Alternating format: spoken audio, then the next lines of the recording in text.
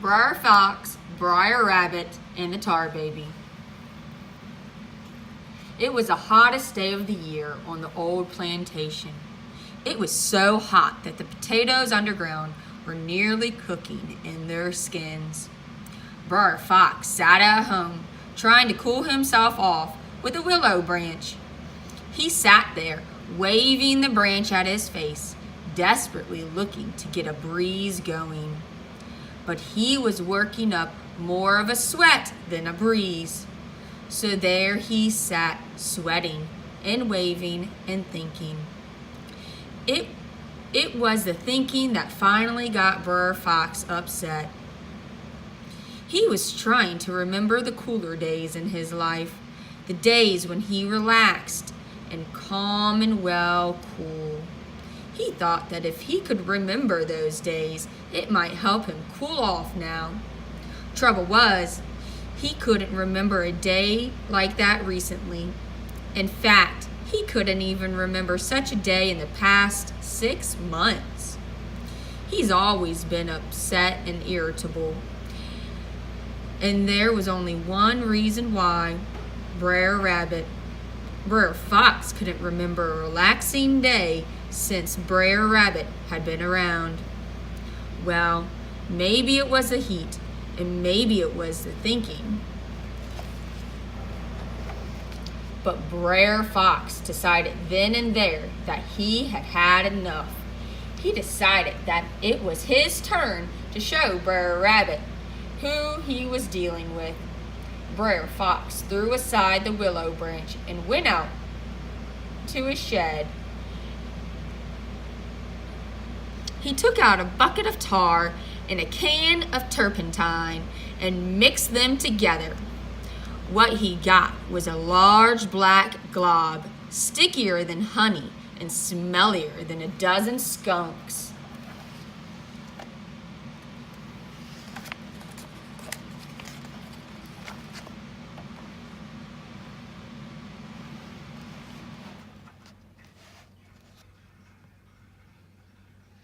Then he took the glob in the bucket, grabbed an old straw hat and white comb and a couple of white buttons, and walked the mile to the main road. When he got to the main road, Brer Fox dumped the glob out onto a large log right next to the center of the road. He put the hat on top of the glob, shoved 2 buttons in for eyes, stuck a comb in for a grinning mouth, and his masterpiece was ready. The Tar Baby was born. Brer Fox smiled a sneaky smile and laughed low. Then he went into the bushes nearby and waited for Brer Rabbit. He knew that Brer Rabbit would come along eventually.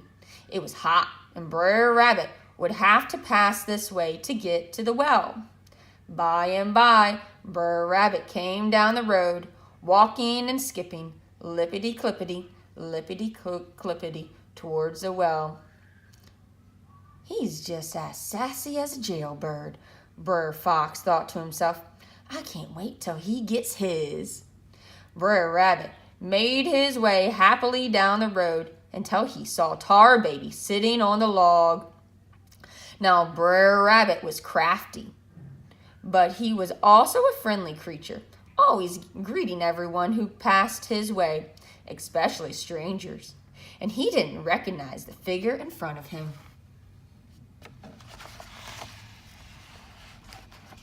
Brer Rabbit walked up and stuck out his hand. Good morning, stranger.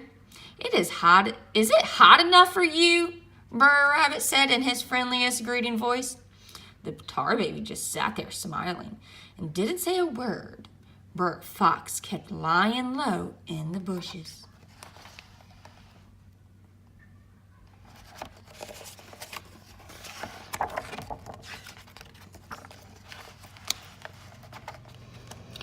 Brer Rabbit tried again.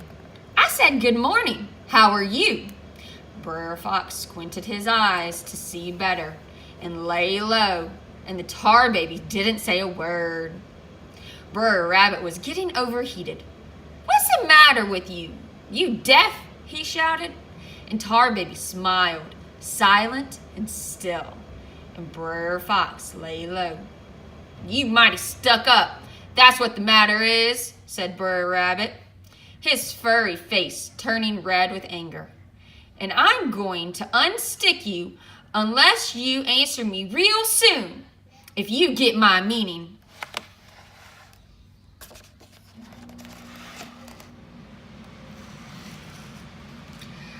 Brer Fox swallowed his laughter, and the tar baby didn't make a sound. "That's it," spat Brer Rabbit. "I'm going to have to teach you a lesson. If you don't take off your hat to say howdy, I'm going to bust you right open." Well, needless to say, the tar baby didn't speak, and he didn't remove his hat. Brer Rabbit figured he had put up with enough. He had greeted this stranger like a friend and had been treated like an enemy. Brer Rabbit drew back his fist, and with all his might, he swung straight for Tar Baby's head.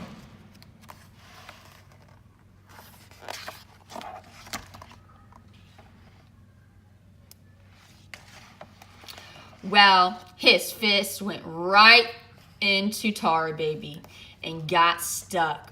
Brer Rabbit pulled back, but Tar Baby wouldn't let go. "If you don't let me loose," said Brer Rabbit, "I'll knock you again." The Tar Baby didn't let loose, and Brer Rabbit drew back his other hand and swung again. Now both hands were stuck, and the Tar Baby still didn't say a word, and Brer Fox kept lying low. Brer Rabbit pulled and tugged, but he couldn't get away. "Turn me loose before I kick the stuffing out of you," he said. The Tar Baby didn't answer, so Brer Rabbit kicked him with his right foot, which got stuck. He kicked again with his left foot, stuck again. As if he hadn't had enough, Brer Rabbit yelled that if the Tar Baby didn't let him loose, he'd butt him right in the head. The Tar Baby didn't, and Brer Rabbit butted, and now his forehead was stuck too.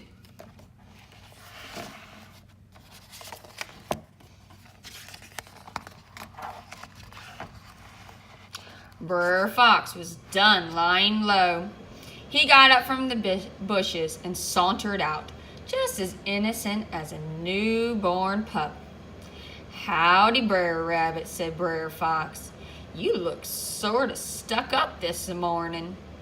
Then Brer Fox burst into laughter and rolled on the ground, laughing until he couldn't laugh anymore. Brer Rabbit just sat there, stuck, and the Tar Baby sat there grinning and didn't say a word. By the time Brer Fox stopped laughing, a full hour had passed. Brer Rabbit didn't say anything throughout the whole laughing episode. He didn't want to give Brer Fox the pleasure of hearing him complain. By and by, Brer Fox began to realize that this was more than a good practical joke he'd pulled. This was the opportunity of a lifetime, a moment that could not go to waste.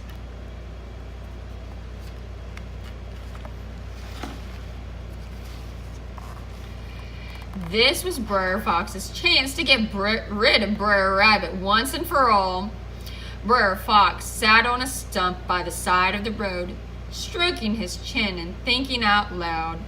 Brer Rabbit just sat there stuck. There wasn't much else he could do.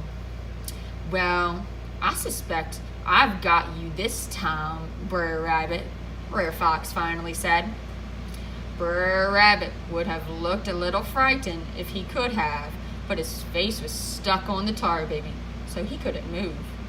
Brer Fox kept on speaking. "You've been acting like the boss of the whole plantation for too long now. Well, I think it's finally time the boss was replaced." Brer Fox let out a chuckle. "The best thing of all is that you got yourself where you are now. Nobody asked you to get stuck, but you're always sticking your ears into somebody else's business. Now you're stuck for good." With that, Brer Fox got up and brushed off his fur. "Now, don't you go anywhere until I get back," I'm going to have myself a little rabbit barbecue. Brer Rabbit had to think fast. He shifted his eyes to the left, looking for a way out. Nothing over there.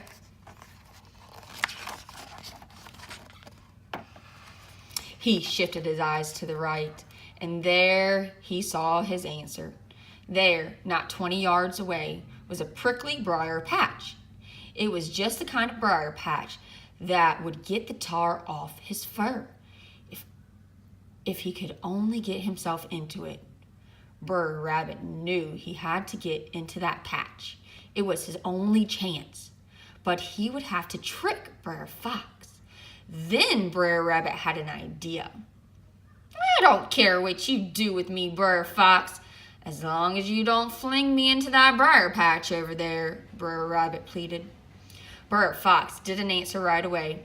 He was having a hard time finding any sticks for kindling. Well, it looks like you lucked out, Brer Rabbit, said Brer Fox, eventually coming out of the brush. I can't find any kindling to make a fire, so I guess I'll just have to hang you. He began digging in his pocket for a rope.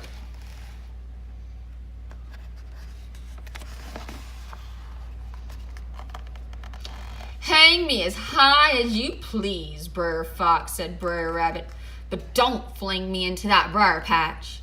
Now he sounded a bit weepy. Brer Fox dug deep into his pockets and came up empty. Well, I'm out of rope, said Brer Fox, so I guess I have to drown you. Brer Fox began looking around for a nearby river or pond. Drown me if you must. Sink me as deep as you want, Brer Fox, said Brer Rabbit. But please don't throw me into that briar patch. Now Brer Fox could find no water. He was getting a bit frustrated. I can't see any water around here, said Brer Fox. This was Brer Rabbit's chance. Do whatever you like, Brer Fox, said Brer Rabbit. Leave me here to starve. Thrash me good. Tickle me to death even. But please, if you have any kindness in your cold fox's heart, please don't throw me into the briar patch. Brer Fox took the bait like a hungry trout. Aha! So, you don't want me to throw you into the briar patch, eh? Well, I'm afraid I'm out of time and you're out of luck. The briar patch it is.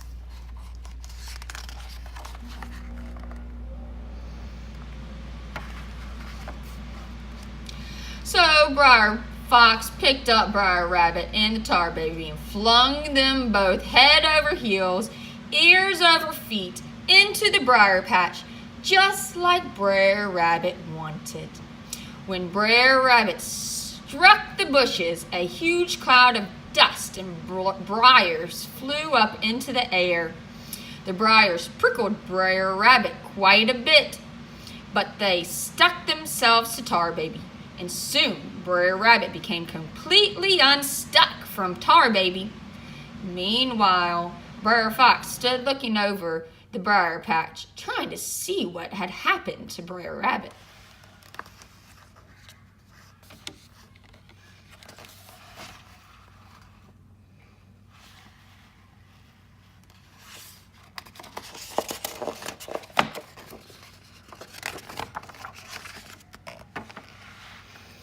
Finally, the dust settled, and Brer Fox looked closer.